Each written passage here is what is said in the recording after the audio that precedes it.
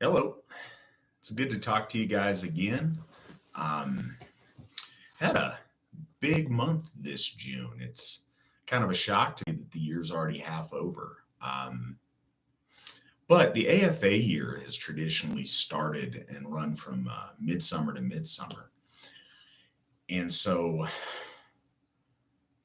we had a really spectacular midsummer at Odenshoff to get things started this year. Um, we were blown away last year at the height of the pandemic situation we were in. We had our biggest midsummer ever last year at 143 people at Odenshoff for midsummer, which was spectacular for us. But this year I was blown away. We set a new record at midsummer this year. We had 152 people at Odenshoff to celebrate the height of the year and the start of, guess in a way, the start of the AFA year. It was amazing. We had an amazing time. Thank you so much to all of the people that worked so hard to put on Midsummer at Odenshoff. Githya Sheila McNallen, folk builder Sierra Chapman, and folk builder Crystal Bailey. She did an amazing job in the kitchen.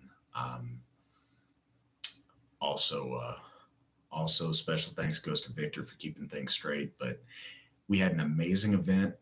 It was spectacular. It's easy to say this, I guess, because it was our biggest event, but the most children we'd ever had in an AFA event. And I believe the biggest percentage of children in an AFA event. So many kids running around.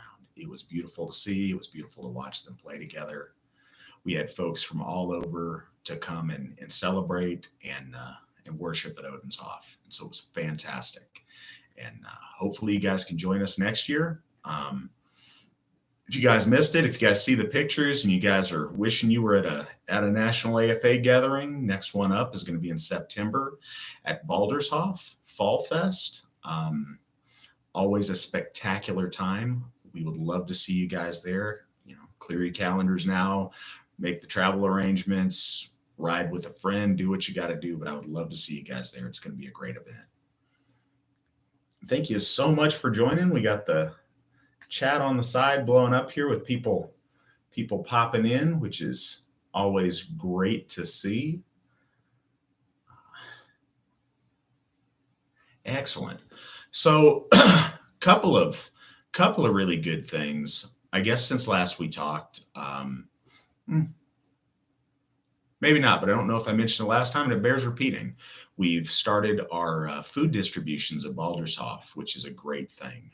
Gothi Jason Plurd has been heading that up. Done an amazing thing. It's been great to interact with our community in that way and to help out. It's been really nice to meet people in that community and have that interaction with the neighbors there. Love doing that, and I'm really excited that that's up and that's running. If you are listening to this and you're in Murdoch, Minnesota, and you're hungry, once a month we distribute what we can for food for folks. So if you're in need, go check it out and get some food and meet our people.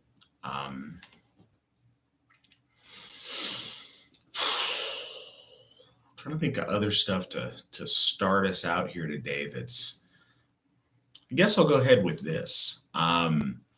Something that we started talking about last month, and I guess the first time I'm speaking to you about it on these chats, is our next big push. So having a Hoff was a dream for us for such a very long time. I go back and I've read ancient runestones from the 1970s talking about how any day now we're going to have a Hoff. Any day now we're going to have sacred ground. We're going to have this Hoff, and it's going to be amazing. Any day now into the 80s, any day now into the 90s, any day now. We're almost there. Any day now. It took until 2015 for us to get our first Hoff. We got Odenshoff, and it was a spectacular achievement. When I first got involved in Alcitru, the idea of us having a Hoff was this distant goal that maybe someday, if we worked hard enough, we could get to. And it's amazing to live in a time now where we've accomplished that. We have a Hoff and we have Odin's Hoff. And then last year in 2020, we have Thor's Hoff and Balder's Hoff. So now we have 3 Hoffs to honor 3 of our ACR. And that's fantastic. So our next big adventure together as the AFA is to establish a beautiful and amazing Hoff to honor Njord. We're committed to that. We've started fundraising for that. We've started planning for that. To break it down for you guys a little bit, it's going to be a 3-phase project to make that happen. First phase is to pay off the debts that we've incurred for Thor's Hoff and for Balder's Hoff. We found an amazing lender that helped us out on that when we needed it, and we've paid that down significantly. As of today, we owe just a little bit over $11,000 on that, so we need to whittle that down and clear that debt. Our next goal is to raise our monthly income that's not earmarked for other specific causes to a level that can sustain 4 Hoffs and sustain it comfortably while still maintaining a good operating budget to handle all the other things that we need to do. We're well on our way towards that. We're working on a monthly average there, but we've exceeded that the past 2 months. So we're looking very favorably on that. And then the third step is to actually find a property and to secure hopefully a couple different sources of financing, just so we're real square we can get it. Now, in the meantime, with your generous donations, and we appreciate that so very much, we are building up a war chest for either a down payment or eventually to buy it outright if it takes, that long on finding the spot in the process. But this is something we want to move forward and accelerate quickly. We put out the call last month to start donations for Njord's Hoff, and those have been rolling in. You guys have been impressively generous as always. It is a credit to our AFA. It is a credit to our church, and it's certainly an amazing thing to do for our gods, and I know that they appreciate it.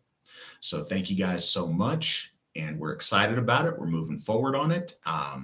If you guys are interested, we have a donation link at www.runestone.org to help make that happen. If you go under support, we've got a spot that says donation. It's also available as an item in our store if it's easier to get to that way, but we appreciate all the help you guys can do. Let's see what we got over in the chat for tonight. Yes, we still have a store. It's at Runestone under the support section of the menu. There's only so many things we can put on that menu bar, but under support, we have donate, we have join, and we have our store. And that's where you can go and help support us in any or all 3 of those 3 ways.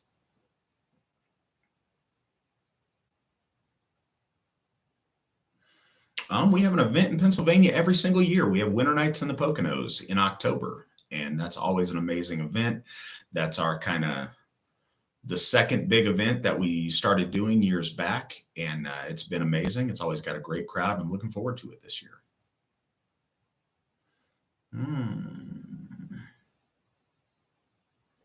Uh-oh, we got somebody on the side saying it's blurry on there, and I hope it's not blurry on everybody else's.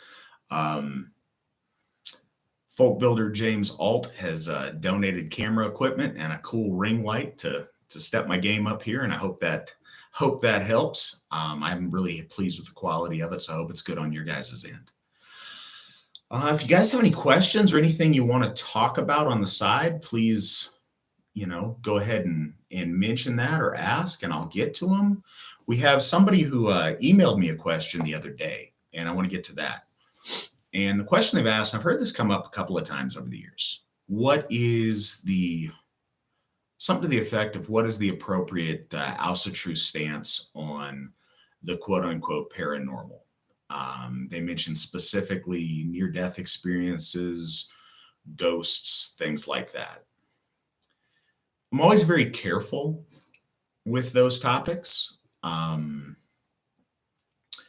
A lot of people who talk about that are lunatics and say really crazy and embarrassing things. Um, just because some of those people are crazy does not mean everybody is. And, I challenge us to stop and think on it a little bit. If we believe in our gods, if we believe in our ancestors, if we believe that we speak to them at ritual, if we believe that there's an interaction there when we go to our altars, then certainly we believe that there's a degree of afterlife for parts of our soul and our spirit that live on after death. I think that it's very appropriate to believe that things such as ghosts exist and are out there and interact. I think we have a lot of different forces that are unseen that we know exist, like the land spirits. So, I think the appropriate stance on that is to be cautious and not accept, you know, any lunatic getting carried away. But I have met a few people in my life that have a genuine second sight, if you want to call it that, that can see glimpses of those things in certain places at certain times. And so I really believe that's a thing. I think an important ounce of true stance, and I don't know, something that I've had a thought on the subject. I think that if you interact with those things, there's a tendency to interact in fear and to act hostile. I've always thought it much more appropriate to be respectful and to be hospitable when interacting with any spirits, be they living, dead, in Midgard, or otherwise, because I think having that attitude towards all that we approach is a good way to start. But that's my take on it. Trouble is, you get people in the paranormal field, and they're the same people that believe in every possible crazy paranormal thing indiscriminately. And that gives a lot of people a bad name and it takes away a lot of seriousness. So I would always advise caution when dealing with those kind of things. We absolutely have stuff in Georgia. One of our folk builders lives in Georgia. I'm sorry, I'm reading stuff on the side. We have a gentleman asking about if we got anything in Georgia. Uh, Folk builder Trent East lives in Georgia. He lives in northwest Georgia. We've got stuff going on there. We got quite a few members. Reach out to Trent East, teast at runestone.org, and he'd love to connect you with our Georgia membership.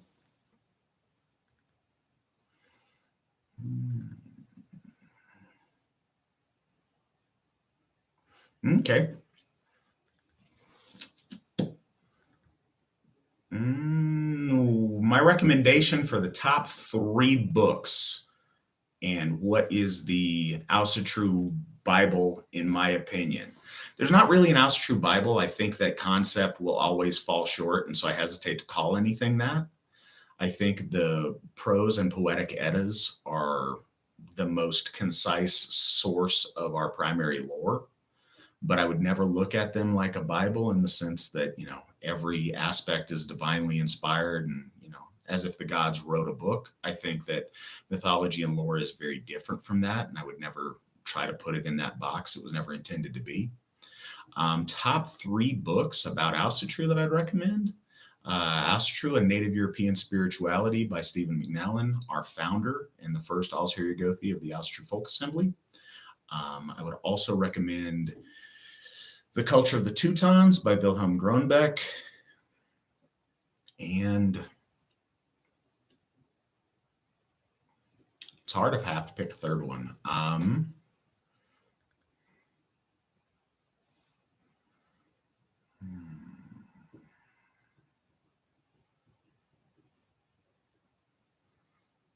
That's one of those questions I overthink quite a bit, but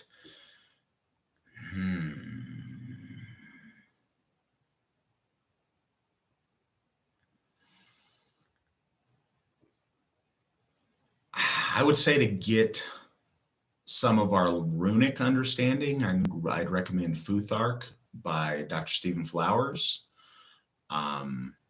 If you want something that's more historical, I think the Heimskringla would be a very good thing to read, or the Saga of the Icelanders, which is kind of cheating because it's a whole bunch of different volumes in one book. But that's what I'd recommend to start out with.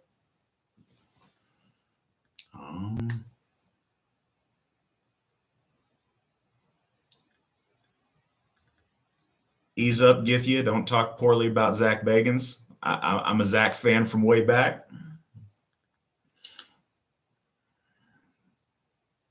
Tell Bjorn I said hi and I hope his teeth are doing good. Mm. Okay. So we got a question about Cigar Bloat. Why we're doing it, how do we celebrate it, kind of what's the deal. Cigar Bloat means victory bloat. It is just that. I think that it is a bloat to ask for victory. It's a bloat to empower ourselves to be victorious. And it's a bloat to celebrate victory. So I think it's a bloat to do all three of those things. I would recommend the god that most often comes to my mind to celebrate victory is Odin. He's known as the Victory Father, Sig Father, and so I would celebrate Odin. But that said, all of our Aesir are abundant in victory and are perfectly fine to celebrate a Cigar Bloat too, in honor of or in celebration with. I think there's no real bad choice amongst our Aesir about that. One thing that I think is important in a Cigar Bloat, depends what you're doing. If you have a specific mission or goal you're trying to accomplish, talking about that, asking for favorable outcomes, asking for inspiration to empower you to achieve those victories. But what else I think is really important is to celebrate your victories in that holy context. If you're doing your ritual with some kind of an altar, if you're not, I'd suggest you set something up, maybe a table. But to lay out tokens of your victories on that, to celebrate those in front of your folk and in front of your gods, and to celebrate your accomplishments, what you guys have done together, what you've done individually. Not the element of bragging has more to it than we would think of in a modern context. It's not just that, it's justifying and displaying your worth amongst our folk and amongst our gods to say, here I am, here's what I bring to the table. And if you're bringing great things to the table, we should all appreciate them and celebrate it with you. And if you notice that you're not bringing that much, then at your next bloat, hopefully you can bring more tokens of victory. But that's what Cigar Bloat's about. It's appropriate to do it any time. Our Viking ancestors would often do it before raiding season, before they would go out and need to score victories. But in our modern age, we go out looking for victory at all times of the year. So there's never really a bad time to celebrate a Cigar Bloat. So that's what we're going to be focusing on in the month of July. And I encourage you guys to get together with your AFA family and celebrate victory.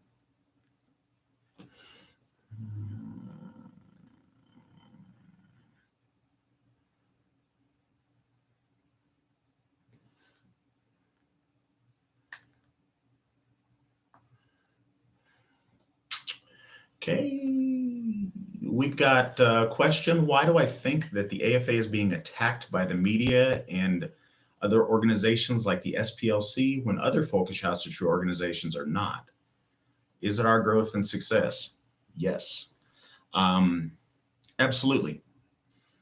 I think that doing things, just doing things, brings attention. Doing great things and succeeding brings a lot of attention.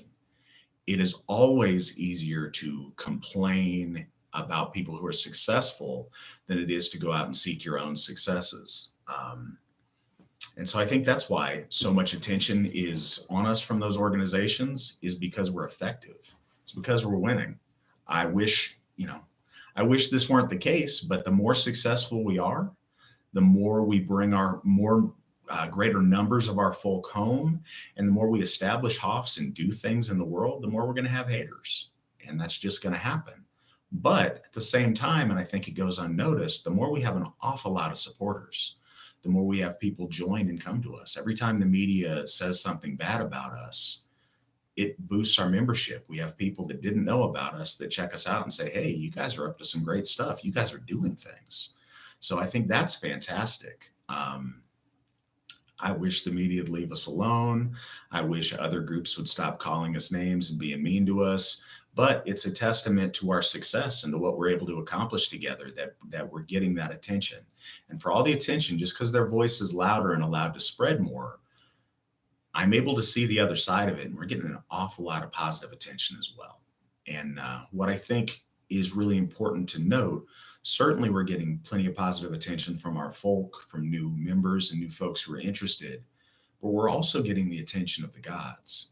When we succeed and we do things in their name and we establish Hoffs, we draw the attention of the great gods of our folk, of the Aesir, to us and to what we're doing. We're powerful because we do that together as a group. It's much harder to get that attention when you're an individual. When we stand together in that circle, I mentioned at Midsummer having, a record number of people there. When there's 150 people in the circle, all celebrating, giving bloat to our gods, we have the attention of the most important personages in the universe. We have the attention of our gods, the great gods of our folk. And that is the type of attention that I want to get. And that's the best attention that success gets us.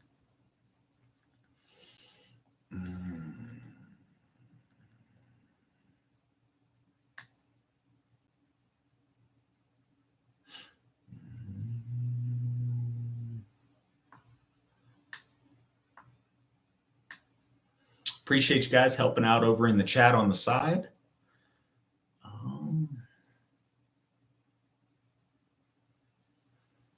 Okay. One of our folk builders, Zach Cato, wants me to explain to you guys the imagery and the mottos that we have on each of our three flags. First flag that we have is behind me over here. It's our Odenshof flag, and Odin's steed Sleipnir is there, rampant, looking glorious, looking victorious. The horse of Odin. It was important to us when we got our first Hoff to establish horse heads on the cross beams, as they would do in the Hoffs of the Anglo-Saxons. And I think that evolved into us celebrating the stallion, and then further evolved into us celebrating at Odenshof his stallion, Sleipnir. So that's what that symbolizes. The motto, to do right and fear no one, is really important. It's something that's been said many times. It's a German proverb, to erect und scheue niemen, I believe. And it's something that our founder, Steve McNallen, has always said as kind of watchwords for us to gauge things and to not be distracted. If you spend your focus on doing the right thing and not living in fear, then really great things come to you. And I think the AFA has certainly seen a lot of that. The next one is the rampant black bear on the Thorshof flag. And so when we choose these kinfylgja, or these spiritual animals to represent our folk in these areas, we leave that largely up, or we have a discussion with our local Gothar in the area on what they feel is appropriate, what they feel represents their region, what they feel is special or significant in their area. And the bear has always been a mighty animal. It's always, there's been associations with bears and Thor for a long time. The black bear in that region is a respected animal, and something that our folk in the area wanted to draw strength from and take pride in. So that's why we have the black bear on there. And then the motto, words are wind, deeds are iron. That's a motto that comes from one of our foundational kindreds in the region. The kindred that Witten Svan Harrell is part of, or was part of and founded, is the Iron Guard kindred. And that kindred kind of evolved into that Hoff and was absorbed into that Hoff. And to respect that legacy and where that came from, we have the We have their motto emblazoned on the flag. The third one is Baldershof and the white wolf of Baldershof with the North Star shining above, and the motto, guided by true north. And the idea behind that, we've had wolf symbolism up there with our folk for a long time. Um, fact that wolves are a pack animal and they work together towards their goal. They're also an important animal in the Northlands, in the snowy plains, and the North Star being having a constant guide, something that's steady, something that's true and that doesn't waver through the waves of fashion, through the waves of political correctness, through the waves of, good times and bad times, focusing on what's true, focusing on what's eternal and not losing your way. And that's the point of that model or of that motto. And that's what we do in the Austrian Folk Assembly. And it's what the folks in that region have seen them through a lot of adversity to get where they've gotten. And because they kept their eye on true north, they've been extremely successful. So that's the idea behind that.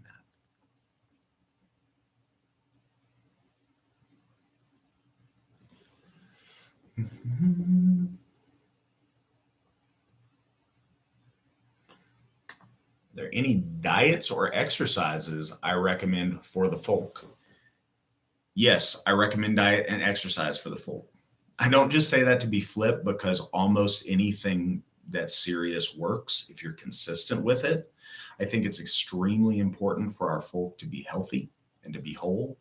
I think neglecting our physical self is missing out on a huge part of our soul complex and a huge part of who we are. So I would encourage everyone out there, no matter what level of fitness you're currently at, you can be better than that a month from now. Seek to do that. If you're elite, get elite-er. If you're struggling with obesity or health concerns because of your physical shape, let's try to get a little bit better. The AFA has done a great job in the last 6 years of coming together and supporting ourselves and supporting each other to achieve our goals physically and to keep our spirits high as we're doing it, because it can be challenging to do diet and exercise. I know working out and watching how I eat's been hugely important to me in my life and has helped me be successful. It's helped me externally with how other people react to me and how I get along with the world, but it's also helped me internally with confidence in myself, with feeling good, with representing myself the best way I can or the best way I've been able to so far. But I'm always trying to be better, and I think we should all try to be better with good dieting and exercise. And one thing I'll say about dieting that works very well for me is the concept of, if it fits your macros, counting your macros and trying to hit your macronutrient goals, I think is really important. And other people may disagree with this, but I like to keep a running tally. So if I go over, I can accommodate for it the next day by going a little bit under, and balancing those things out with a running tally over time in case I don't hit them spot on. I think that's really important. I certainly am a big fan of weight training as far as exercise goes, but honestly, I'm a fan of exercise. Whatever your sport, whatever exercise you get excited about or appeals to you, go out and do it. The biggest thing is to stop thinking about it, to stop having paralysis of analysis, to pick a diet plan, pick an exercise plan, and get out there and go. Get outside, go to the gym, do what you got to do, and stick with it and be consistent.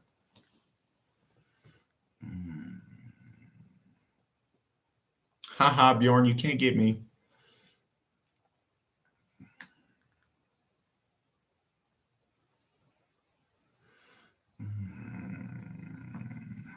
Sorry, guys, just reading over here in the chat to see if there's any questions going on or any ideas of stuff folks want me to talk about this evening. Alan, absolutely. The parts in Culture of the Teutons about Frith was just mind-blowing to me when I first read it. It solidified that concept in a way I'd never heard or never understood before, and it's stuck with me ever since. I think that chapter alone is reason enough to get that book.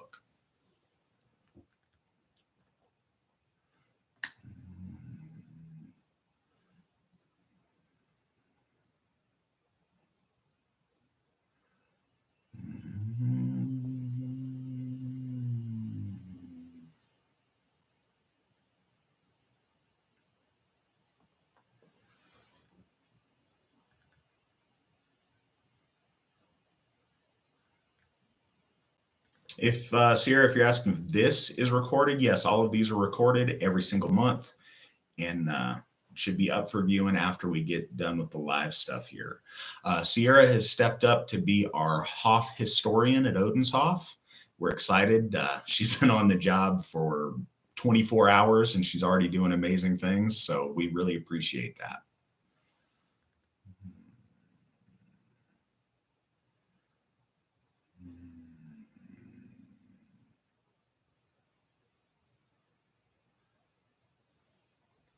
Does the AFA have a stance on homesteading, homeschooling, preparedness, or self reliance in general? Yes. As far as like a stance on each of those things individually or like a doctrine for all of it, certainly self reliance is important. Being prepared is important. Homesteading is a good thing. I want to talk about homeschooling separately, but the idea of preparedness and self reliance, I think that all of us take that at a different level. There are people out there that spend all of their time and all of their resources in a little bit of a fanciful or maybe a paranoid situation where they prepare for some great calamity. And the people that were doing that in the 60s and 70s, some of who've already passed, have wasted a lot of their life and a lot of their things that they could have done better things with or enjoyed a lot more with what I think is perhaps over preparing. But I think that's a spectrum. And I think every family has a different idea where that is. I think a lot of us saw last year, just on a small scale, when a lot of things shut down, sometimes you don't have the things that you take for granted and the things that you need or the things that you want. And I think certainly I would advise small steps, and the AFA always supports people taking steps to make sure that they are prepared for disaster, but also prepared for regular things in life to where they can take care of stuff, to where they can take care of themselves and their family, but also to where they can reach out and take care of our folk who are in need or who are in trouble. So I think a responsible level of preparedness is very important. Homeschooling is a little bit different story. I think that it's self evident. Schools are not what they used to be, and the things that they teach our children are not what they used to be. I say this with no, institutionalized malice towards the educational system. My mother was a teacher for 30 years. I think that there was a time I would have been very comfortable having my daughter go to public schools, but I think that time's long since passed. All of us have to do the best we can. We all face different circumstances. There's nothing here about judging harshly any parents that can't. But the AFA stance is if you can homeschool your children, you should homeschool your children. The best we can do to have more of our children learning the values we want instead of the exact opposite, which is often taught in public schools these days, is great. Keeping them out of what I believe is a very unhealthy environment is also a really good thing. So we really encourage our parents to homeschool when they're able. And to that effect, the Astor Folk Assembly is in the very, very early stages of developing homeschool program, homeschool curriculum, and certainly resources for parents who are homeschooling. One of the biggest things that holds people back from homeschooling is they don't know how it works and they're scared of it because it's unknown. How do you homeschool? What are the rules? What do you do? What resources do you have? It can be overwhelming. So we're trying really hard to narrow down resources, rules per state in the United States to make that process easier and make parents more confident in their ability to homeschool. So again, AFA doctrine on homeschooling is if you can do do the very best you can for your children and not looking down on anybody if they can't. Things are what they are. But the more of our children can be homeschooled, we think that's a very good thing.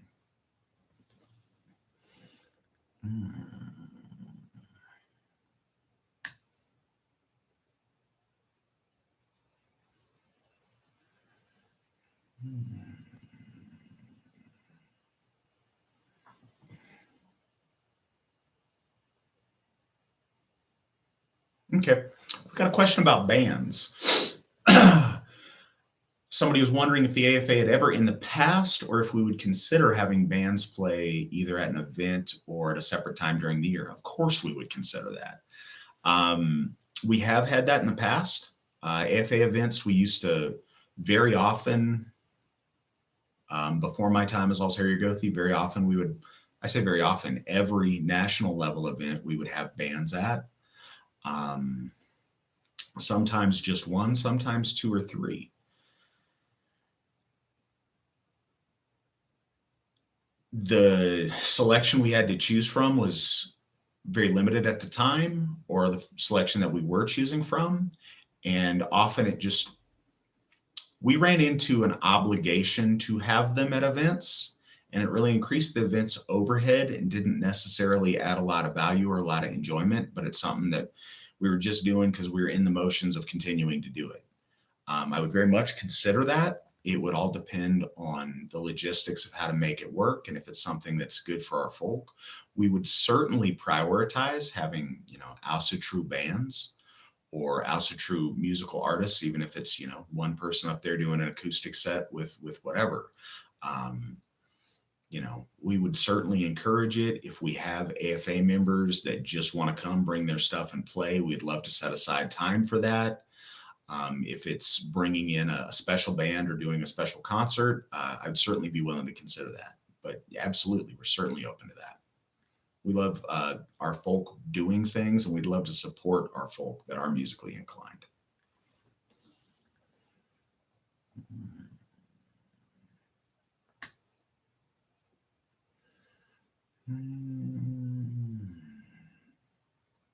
That would be amazing, James, if you can get a polka band up at the next LC Christensen event.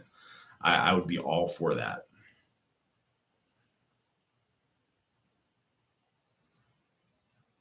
Okay. So because I talked about the flags, Zach's also asking if I could talk a little bit about the AFA flag itself and the tri-horns, why that's our symbol. So a lot of you who've been around would assume that's been our symbol for forever in the AFA Folk Assembly. And as far as I know, that symbol didn't come to be our official symbol and our official flag until 2010. The horns themselves are Son, Boden, and Odrerir, the three horns of Odinic inspiration. And that symbol, that tri-horns, comes from the Snodelev stone in Denmark.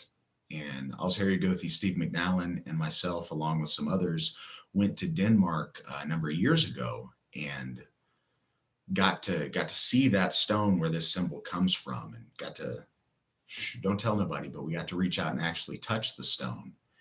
And it was a really powerful experience. I have that picture somewhere, and it's a really kind of a special picture to see Steve McNallen leaning down and touching that stone. We also went to the place where that stone was originally erected, because the current stone is in the National Museum in Copenhagen. But we went to where the stone was first from and saw a replica stone they have there. And we actually buried a AFA membership pin with the tri-horns in that spot as a kind of a coming full circle of that symbol. But that represents, and as you can see with so many of our cultural designs, a spinning motion with it. That cycle, that spinning, that movement forward of Odinic inspiration in those horns, and that dark blue representing the blue of the the dark blue of the night sky and of Odin's cloak. So much of the flag is very Odinic, and that gold representing purity, representing timelessness, representing timeless value, and the white representing nobility. And those are the symbols that represent the AFA flag. That's why we fly it proudly, and it's served us well.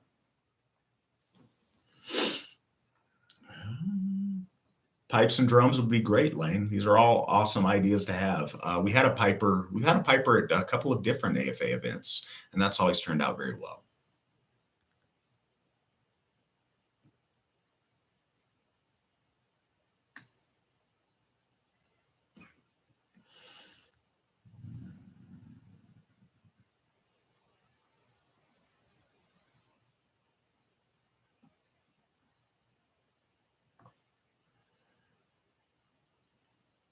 Um, so this comes up again, the idea of, intentional community or multifamily plots in the homesteading and homeschooling idea. Not opposed. I think it's a really good idea. It was an idea I was, in on in the past, and I even had a number of guys I was going to go in on some property with. But I have seen almost everybody wants to do that in theory. But in my time in Alcatraz, I've never seen that actually work out. I've seen a whole lot of people plan that, but it never quite works out. It's always much more difficult than people think. It's much harder to do in the world that we live in than you would think it is. A lot of people who talk about homesteading really aren't about that life. And the other thing is, when you get successful people that are successful in life, successful in their families, they typically have good things going on, and it's much harder to get them to pick up the life that they've built and move to your homestead project. Unfortunately, it's much easier to get folks that aren't successful. A lot of the time, the reason they're not successful is because of their own inherent qualities as people. So sometimes the people you really want won't come out, and the people that probably shouldn't come out there with you are the ones first in line. And so that hasn't worked out well in the past. If you've got a good plan and you and some of your friends are going to do that, we think that's fantastic. I'd love to hear how that goes. And yeah, it'd be wonderful if you can accomplish that.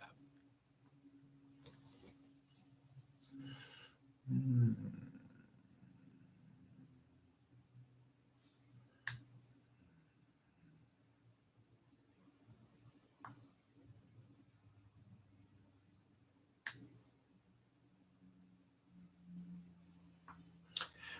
Just in a response to a side comment I've seen, yes, tons of teachers are retiring.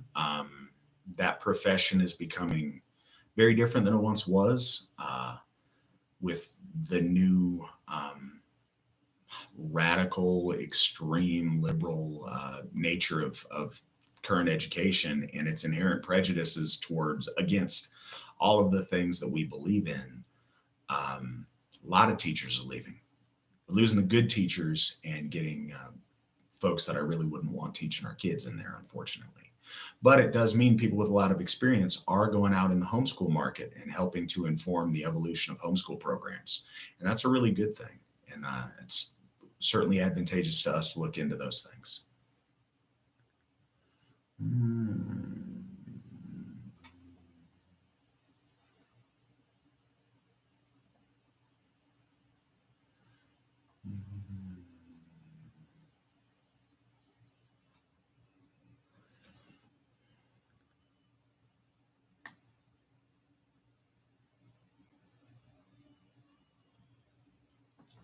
Now, that's a good point.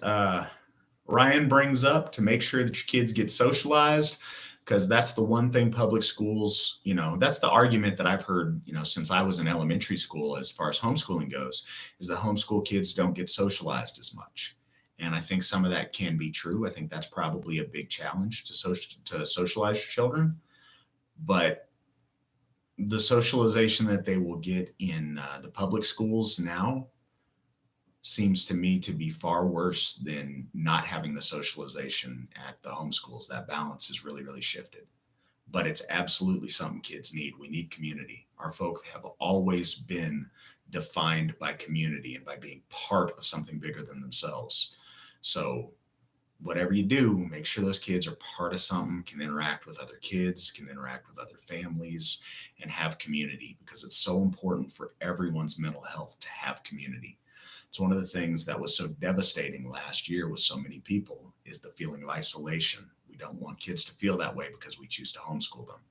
So do the very best you can to get those kids interacting and making friends.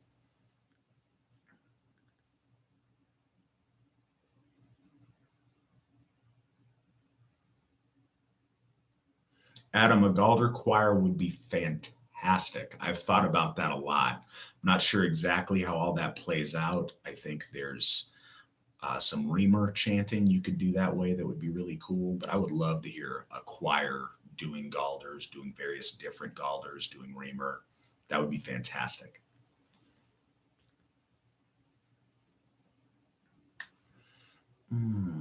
Okay. So James is asking how the AFA adds value to a local community. Um, First and foremost, having good people around that are have traditional values, that have families, that have a strong moral code is always good for whatever community you're in. But in the AFA, we have a very strong spirit of volunteerism and wanting to help our community, whatever that community is, wherever we find ourselves. It's been very important to me that at our Hofs, we try to be involved in the community. We try to interact and to help out in various ways. It's been amazing, and it's really important to us to do food distributions. We've been doing that for over 2 years now at Odenshof to great success. We're doing it at Baldershof, and this coming weekend is the first food distribution at Thorshof. So we're very committed to doing that, to trying to do stuff for local kids during the Yule season. Um, if you let us, we will be the best thing that's ever happened to your community. So um, you can ask the folks in Brownsville, in Murdoch, and in Linden as time goes on how we've helped their community, because every year that gets better and we make more friends in our local community with our neighbors.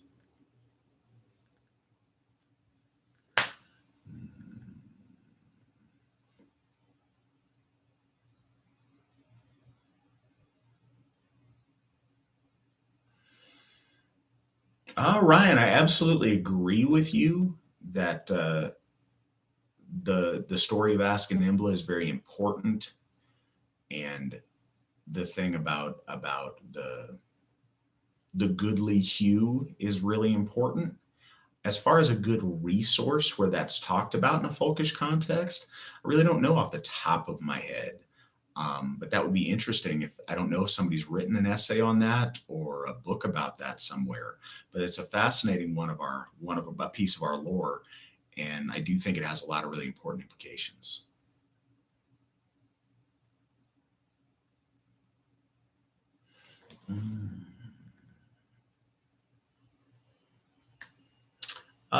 Nicole, depends on where you're at. I would reach out to your local folk builder, and they can get you in touch with the folks that do event coordination for our local events. It all depends on what part of the country you're in and what you're looking to do. Um, but I think as a default, a really good person to reach out to is Witten Clifford Erickson, C. Erickson at runestone.org. And he does a lot with helping to organize our events and helping to make sure that costs are reasonable and we get that where we need it. So I think he'd be a really good guy to talk to about any potential, having a band at an event or a concert that you want to see about putting on or having us help sponsor or whatnot. So that's the guy I'd recommend you reach out to. And I appreciate you wanting to help. That's great. And I'm glad you got a good idea. And I don't think it's a bad idea. I just think we need to work out the particulars.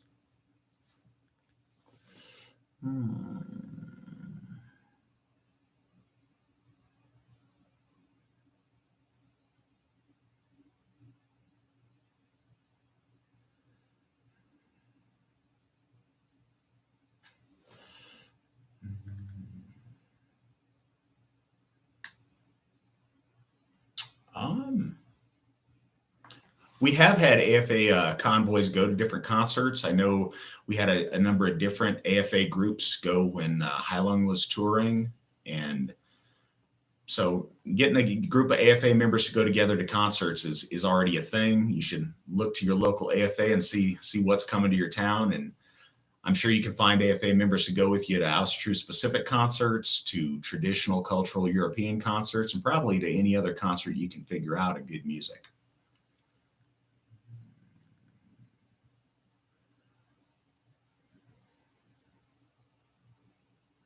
Okay, Gothi Plurt is asking how important I think it is to build a relationship with local land spirits when you go someplace or before you move someplace.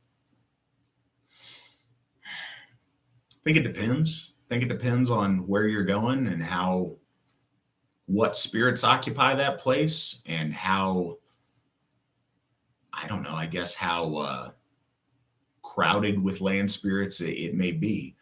Um, I think being good neighbors applies not just to human beings in the area. I think it implies being good neighbors to the spirits of the land, being respectful to the wildlife that's there within reason. Um, I think establishing a good relationship and making offerings to land spirits is always a good thing to do. I think it's always a noble and a hospitable thing to do when you're in a new area. And as far as levels of importance, I suppose it's not the most important thing in the world, but I think things will go better for you if you do and won't go as good for you if you don't. So I would encourage folks to reach out to land spirits in the area and leave little offerings and just make that gesture of goodwill. A little bit of a gesture that way goes a long way. It goes a long way with people, and I think it goes a long way with all spirits as well.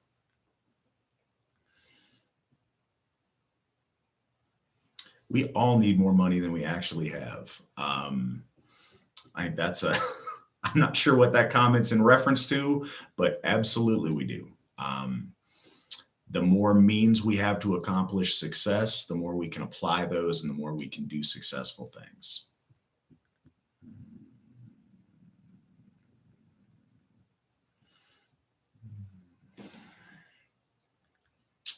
All right. I've got a question. Which God do I resonate most with and why? I try really hard not to do that. I know a lot of people do, and it's important to a lot of folks to have like one God that's their main go-to. And I don't think doing so necessarily takes away, and I don't look down on it. When I first started out and I first got involved with Alcatraz, the God that I was, felt most drawn towards was Thor, for a number of reasons. But I felt very called to that. Thor being the protector, the champion, the god of strength and of might was very appealing to me as a young man. Still appealing to me now. And I focused a lot on Thor. Um, I think the more I've been involved in leadership in the Austria Folk Assembly, I've had a lot of interaction, a lot of preference with the Allfather, with Odin. Uh, I've shared in some very powerful bloats to Odin. I feel like there's a really important connection there. My ordination bloat that I gave, I want to say maybe 2012, was a bloat to Thor. But I try very hard to be open and to build relationship with all of our gods the best I can. And I'm hesitant to try to pick one and say I have a better relationship with them than with others. Um, I'd rather not view it in that terms. And the last thing I'd ever want to do is disrespect one of our gods by leaving them out or by not building a relationship that I could or should with them. So, it's a little bit taboo for me to want to claim one over the others.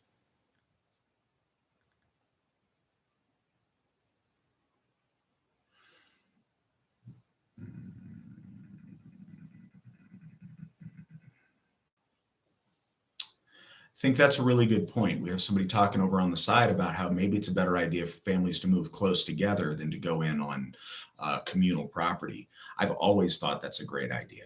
And that's not just about homesteading. Certainly, you can do it in a homesteading model, but you can do that in an urban model. I know it's not our ideal. I know everybody here wants to talk about raising a barn and slopping hogs and homesteading. Realistically, a lot of us want air conditioning and nice stuff and computers and to live in town and whatever else. And you can do the model of families moving closer together. You can do that rurally. You can do it in an urban environment. What I think a lot of people overlook is, shoot, how great would it be if we had a whole bunch of AFA members that moved into the same apartment complex? It'd be a great step up than what most of us have now as far as closeness. So you could do that model in a number of different ways. It doesn't have to be on a farm, homesteading somewhere, but it certainly can be. And it's a much easier buy-in model than the whole group ownership of property for multiple families to happen to buy houses in the same neighborhood. Shoot, at this stage, houses in the same town, maybe even houses in the same county would bring us a lot closer together. So I think that I would encourage you not to get caught up in the waiting until you buy communal land. And in the meantime, just move closer to other AFA members and build that community where you have it. Don't let perfect be the enemy of good. And there's a lot we can do no matter where we are to move closer together in general. That said, just a plug for any of you guys out there, Mandy and I would highly encourage you to move to Reno, Nevada, because it is a wonderful place and we are in love with it. We love it out here. It's fantastic. And we would love more community out here. So keep that in mind.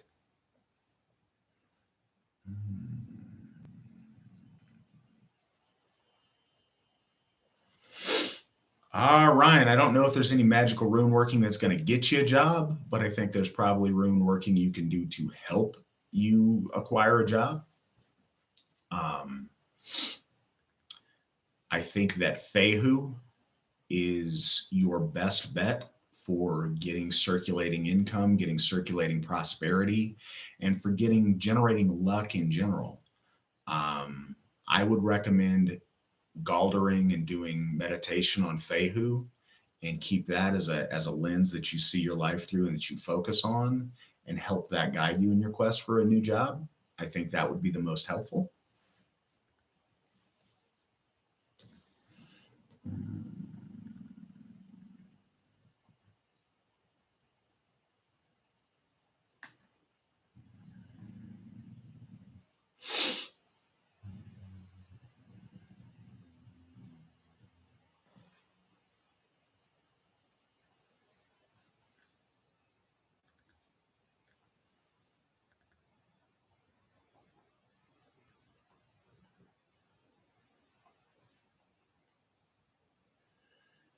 Just catching up on chat over here, seeing if there's more questions coming up. Looks like you guys are having a good discussion about homesteading. I'm glad.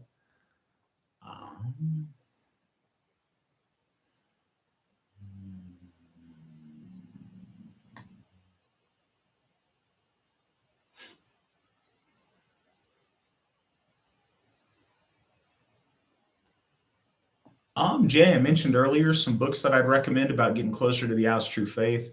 House of True and Native European Spirituality by Steve McNallen. Living House of True by Steve McNallen is another good one about little stuff folks can do in their daily life. It's a much older book, but it's foundational in a lot of ways.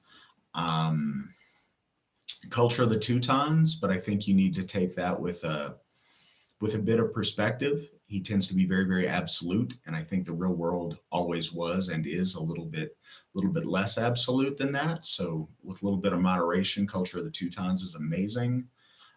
Certainly to understand our lore, I would recommend anyone read the Prose and Poetic Eddas.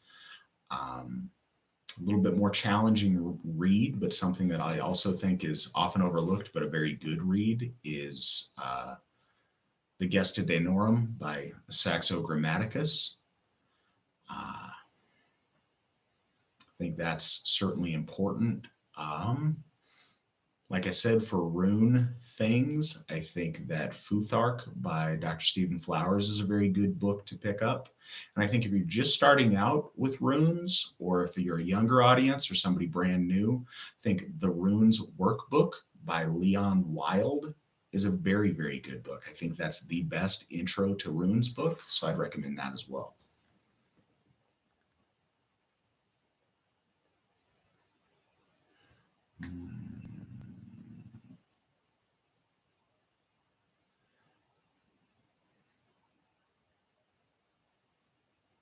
Charles, as far as what offerings are appropriate, food is really traditional.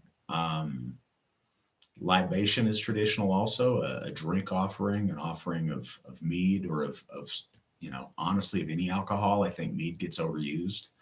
I think an offering a shot of whiskey or a shot of rum or whatever else is a great idea. A lot of people do baked goods. I see what you say about bears. Maybe you want to leave your offering further out. I think that interaction of the animals honestly is part of that gifting cycle with the land spirits. I've always felt that leaving, and it may not be responsible where you're at, so I'm not saying everyone has to do this depending on the predator situation or if you're farming or whatever else, but I mean, even leaving like bird food out in a bird feeder or a bat feeder. I think those are a nice way of reaching out to the spirits that occupy your land. I think there's a connection with the animals there and the more mystic land spirits. Um, I think you can certainly leave little tokens that are also nice. I think burning incense, again, if it's not going to set something on fire, is a nice way to make a little offering. But typically, people do use food or drink.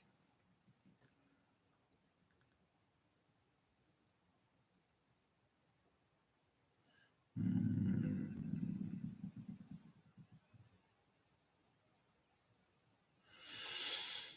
Okay, this is a good one. Wow, look at the time. It seems like time's flying, but we still got people asking good questions, so I'll keep going for a little bit here. Somebody asked what I have to say on the issue of forgiveness. I think that our approach to justice in general is very different than the Abrahamic approach.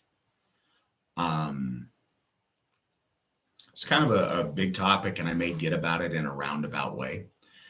The idea of justice to our ancestors was to fix what you broke. So if you're repaying a debt, if there's an honor feud or whatever else, the idea is that someone took from you. They took a kinsman, they took your livestock, they took some of your reputation, they took some of your good name, they took some of your dignity. And the way of fixing that was paying that back. So I think our idea of forgiveness is forgiveness through repayment. Um, our criminal justice system, we talk about paying a debt to society, but that really doesn't get done in most cases. In most cases, it's just, putting people in very, very extended timeouts. Um, what's really important is that the person who's been wronged be made right and made whole again. Now, there's some things you can't replace. There's some things you can't give back. And in those circumstances, trying to give something of equal value. But the idea is you've taken value away from someone, and to repair the value you've taken is the first core thing about getting forgiveness. And maybe you can't, maybe that's too overwhelming. But the more you try and the more you make an honest effort to make right what you broke, that's key to our people. In a Christian context, often forgiveness is some pious act of the forgiver, and you rush out to forgive people as fast as you can without them having to make it right. And we don't have any such obligation in House of Truth. Now, what we do have, though, and what I think is really important as Aryan people, as noble people, is the ability to forgive and the ability to extend grace to people. Sometimes, in the right context, if somebody can't fix it and is genuinely sorry, you have the ability to let something slide. You have the ability to spot them this time. You have the ability to let some of that happen. And in the context today, you can let it happen without it costing you face or costing you honor. I don't suggest that you sacrifice your dignity in that way, but you add to your dignity a lot of the time when you can be the bigger person. Now, the key is that's your right. That's up to you to choose when you want to forgive or when you don't. And in our faith, there's no obligation for you to forgive someone who's wronged you. There's plenty of things that are unforgivable and you shouldn't forgive. And you look bad if you do forgive. So to make those decisions as an informed and as a noble and dignified person, and to choose when you want to extend your good graces and forgiveness to someone, and to choose when you want to hold a grudge, I think that's very definitive of our people and our faith in that manner.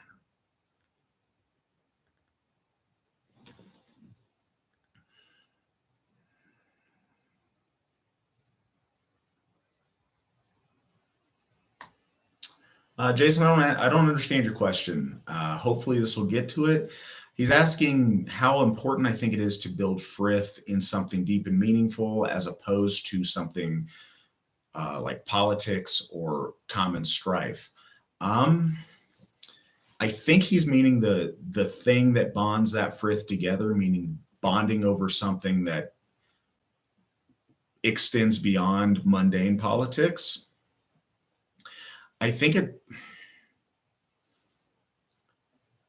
I think it's really easy to say that we should all be bigger than that and bond over bigger things, but I think mundane politics or a common foe are a good start to building frith. But if you build a negative frith about, banding together against something you don't like, it burns up really quick, and then you've got nothing. When the foe disappears or when you win, then you lose that frith you had. What I do think is really important is if you build your frith over the things that you love, the things that you cherish, the things that are important and speak to your soul, those things don't go away. So you maintain that frith and you maintain that connection, whether you're losing, whether you're winning, when your stocks are up or when they're down, you still have those core values that the mundane political situation can change and take away at a moment's notice. Or a common foe can be defeated and then you don't have that frith anymore. So bonding over positive things as opposed to bonding over negative things is really important. Negative things are fine, they exist. Bonding over them is fine. But the bond over positive things and the outlook and the focus on the positive is what's going to be enduring. It's what's going to move you to accomplishing things as opposed to tearing down things. And accomplishing and building is superior to tearing down. Even though tearing down may be necessary sometimes, we want to focus on what we can build and what we can build together. That's a really important part of frith.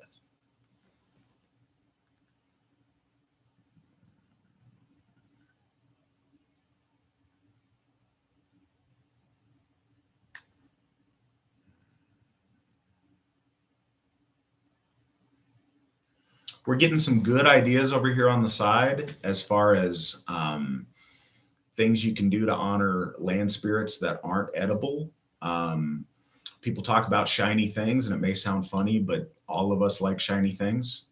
I think shiny things are nice, and I think they draw attention, and I think it's a nice gesture.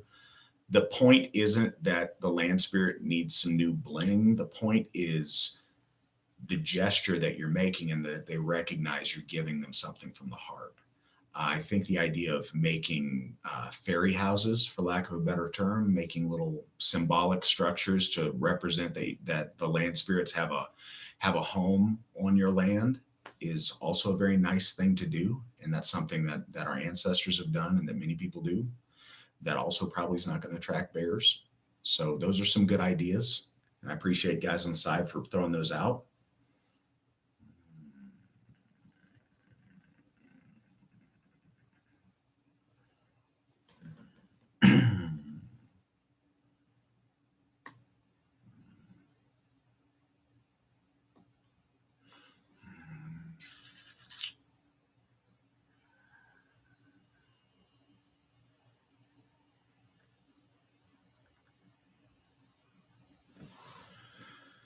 I got a question if I have any advice or tips to present Alcitrue to extended Christian family with the intent to bring them back home. Yeah, I get asked this a lot, and the most important thing that I can say is be the example, be a good person. If your family sees what you do and they see your life make a positive change because of Alcitrue, they see you have a successful family. They see you have career success. They see you be happy. They see you make yourself a better person. Your family has some context. They've seen you. They know where you've come from. And if all of a sudden you're succeeding and you're doing well and you attribute it to your faith in Alcitrue, that means a lot. It's a powerful testimony to those people. And that goes a long way. You trying to preach to Christian family about the gods doesn't necessarily work the best.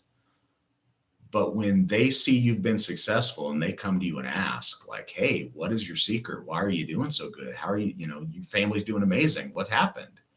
Hey, I reconnected with our gods and I joined the Alcitrue Folk Assembly and my life turned around. That means a lot. And it's very powerful in bringing families in when they see, they don't hear, it's not so much that they hear your words, but they see the results in your person and in your life and in your family. That's what I'd recommend the most. As far as actually having discussions with them about it, I think talking about venerating our ancestors is the best way. Whatever they believe or don't in supernatural things, your ancestors existed. If they didn't exist, you wouldn't be here. Honoring where you came from and these people that absolutely did exist is very tangible to grab hold of.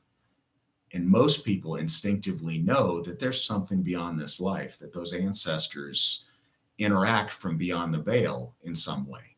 And I think that a Christian or an atheist or other people that aren't also true connect with that ancestral connection, and not your ancient ancestors, but grandma, grandpa, great grandpa. That is the way to start that. And if they believe that there's life beyond that veil and that they can interact, then it makes them much more ready to believe in our gods and in our bigger cosmology.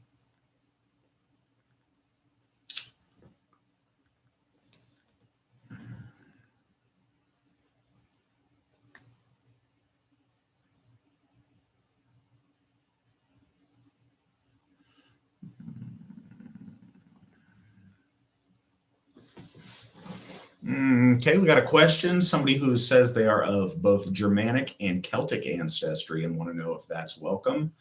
Yeah,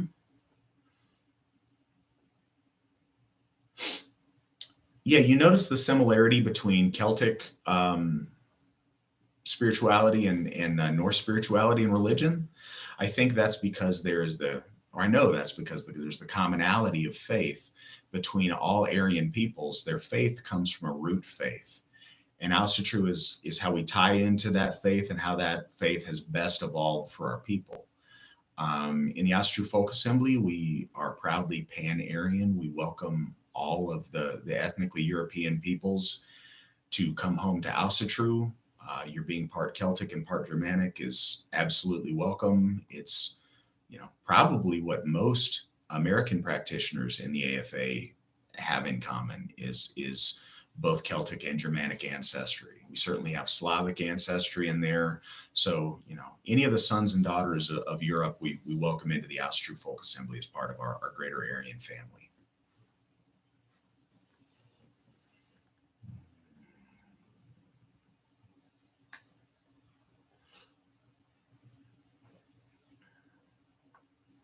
Okay, we have a question about what the AFA's view on related European pantheons is. I think some of that I touched on in my last answer, but all Aryan faiths are from a common base and have a common beginning and a common themes. And I think that the way that evolves to fit particular people in particular regions is different over time. I think that our biggest and most ancient gods go back into ancient times and are known in different places by different names and represent the same divinity and that same divine consciousness. I think there's a lot more overlap than most people are comfortable with. And I think it makes your brain hurt to try to figure it out cleanly, because I don't think it ever works out exactly cleanly. I think very seldom is, the form and the name of God is known by in, Greece, the same that it is in Scandinavian regions. It never is quite that clean, and it's more complicated than we can describe. One of the things to know about our gods is they're beyond us and they're beyond our comprehension. A lot of things in our fragmentary lore doesn't fit, but we do the best that we can with them, and we build that relationship. And over time and consistency with the gifting cycle with our gods, with making offerings and with opening ourselves up to their inspiration and their blessings, we come to see that a little bit clearer and appreciate it a little bit more. But I do believe that the native European pantheons are all related and all different reflections of that Aryan divinity that we all worship, and those gods that look over all of us as their children.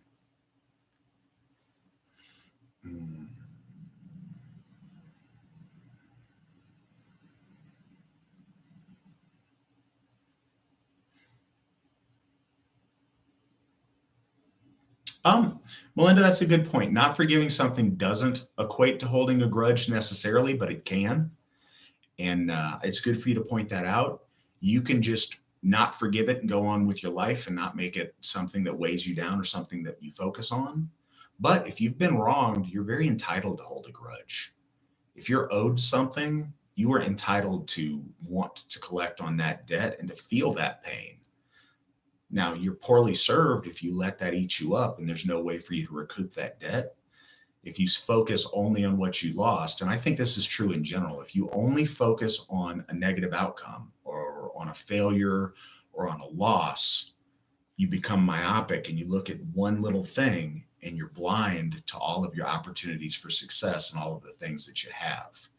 And it's very easy not to appreciate all of the things that you have if you're focused angrily at one thing someone took from you way back in the past over here. You don't appreciate all these great things you have here. And I think that shortchanges yourself. So you can hold grudges. You don't have to hold grudges. Either's fine, but they need to be in their place. And you need to not be weighed down because that's someone who's victimized you continuing to take from you. The best thing you can do when you find yourself in a hole is to stop digging. And so I think that's meaningful that way.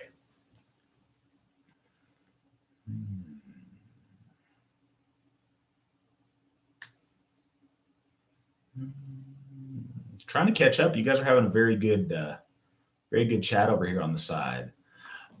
Okay, so welcome Joel Eastman, our newest apprentice folk builder for the As True Folk Assembly. Joel is a friend of mine. He's a guy I think really highly of, and I'm very excited that he's stepped up to be a folk builder for us in Wisconsin.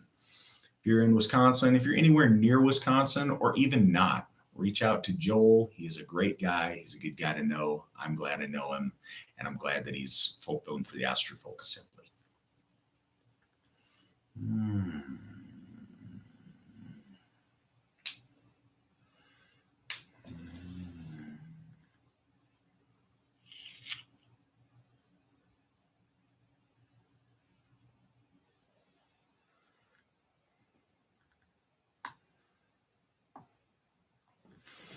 All right, guys. Well, it's been a little bit over an hour now. I've enjoyed talking to you guys. If anybody has any last minute questions or things they wanted me to touch on, please go ahead and ask now so I make sure to get to them. Thank you guys for joining me tonight. I look forward to these every month. If something doesn't get answered, please feel free to email me. Always mattflavel@runestone.org. I'm happy to answer any questions you might have that way. Or if you want me to hold it and answer it on the next one of these live ones, I'll try very hard to remember to do that. But please feel free to reach out to your folk builders. Please feel free to reach out to myself. Yeah, if you're watching this and you like what we do, please consider joining the As True Folk Assembly, www.runestone.org, and you join under the support link. We would love to have our folk come home to our gods, and we'd love you to be part of the As True Folk Assembly family. So if you like what you hear, if you agree, and if you want to move forward with us, please feel free to join and be part of what we're doing, because we're doing amazing things. So Jason, I can't guarantee you, but I heard some sounds of fussiness a while ago from downstairs. So I would imagine that Mandy has put Aubrey to bed. But I am glad there is demand, and hopefully she can join us on the next one. James, over in the chat, we have a gentleman, I'm sorry, it's just two initials. I don't know if it's a gentleman or a lady, that wants to know where to read copies of The Odinist by Elsie Christensen. You may have a good resource that I don't on that. So if he answers you, great. If not, James Alt, JAULT @runestone.org. He's the man I would talk to about copies of The Odinist.